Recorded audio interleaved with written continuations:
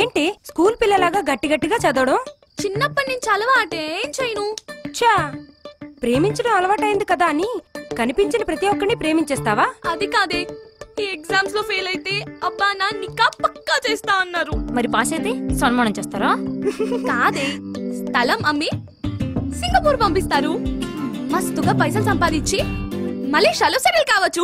ఊరుకోవే, మన సీఎం గారు ఆల్రెడీ అమరావతిని సింగపూర్ గాను మంగళగిరిని మలేషియా గాను ప్లాన్ చేశారంట. ఎంచక్కా నీ స్థలం అమ్మకుండా ఉంచావనుకో మంచి రియల్ ఎస్టేట్ వెంచర్ ప్లాన్ చేసేయచ్చు. అబ్బా టెంప్ట్ చేస్తున్నారు కదే. ఇదొకటి మనీ మీటర్ వేస్తే చాలు టెంప్ట్ అయిపోయింది. మీకెన్నిసార్లు చెప్పాలి 12లోగా లైట్స్ ఆఫ్ చేయమని?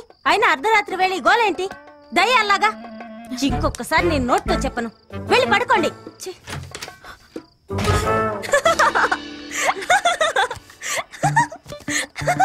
ఏంటి పగలబడి అవుతున్నావు? అది కాదే, ఒక దయ్యం ఇంకో దయ్యం గురించి చెప్తుంటే నవ్వొస్తోంది. నువ్వేంటే అలా వణికిపోతున్నావు?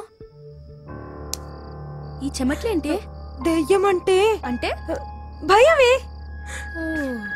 దొరికావే. అనుష, నీకొకటి తెలుసా? మన హాస్టల్ కి ఒక టెరిఫిక్ ఫ్లాష్ బ్యాక్ ఉంది. ఫ్లాష్ బ్యాకా? అవును, మనముంటున్న ఈ హాస్టల్ రాజా హరిశ్చంద్ర ప్రసాద్ అనే ఓ జమీందార్ది. ఆయనకి ఒక్కతే కూతురు లలితాంబిక. లలితాంబిక ఏమీ అడగక ముందే తన కోరికను తెలుసుకొని ముందే తీర్చేసేవాడు హరిశ్చంద్ర ప్రసాద్. లలితాంబిక మొదటి కోరికగా తను ప్రేమించిన తోటరాముని అడిగింది.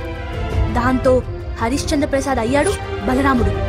బలమున్న ఆయన తన బలాన్ని చూపించగా ప్రేమించిన కూతురు తన ప్రేమకున్న బలాన్ని చూపించింది.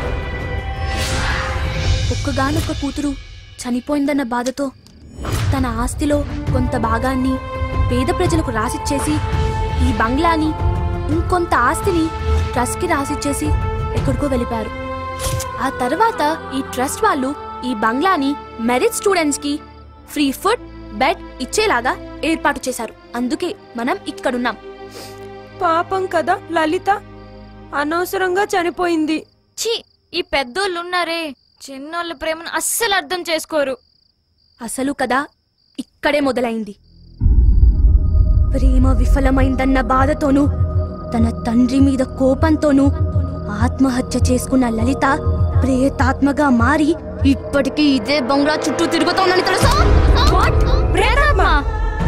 అవును, ఇప్పటికీ పసుపు రంగు పెళ్లి చీర కట్టుకున్న ఓ 20 ఏళ్ల అమ్మాయి ఈ చుట్టుపక్కల తిరుగుతున్నట్టు కొంతమందికి కనపడుతుందట.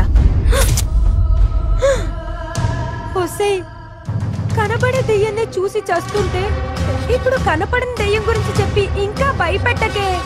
భయపెట్టేదానైతే తను ఇక్కడే ఊరేసుకుని చనిపోయిందని చెప్పేదాని కదా.